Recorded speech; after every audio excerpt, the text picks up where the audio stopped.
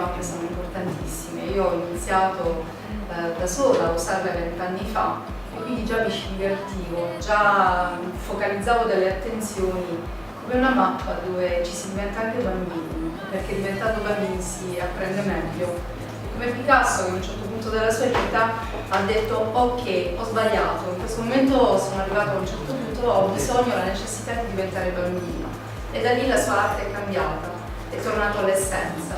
Quindi questo corso mi ha dato una grande gioia, sono contentissima, posso confrontarmi con mia figlia perché ha già fatto un'altra esperienza e metterò subito in pratica. Grazie. Grazie. Grazie a te.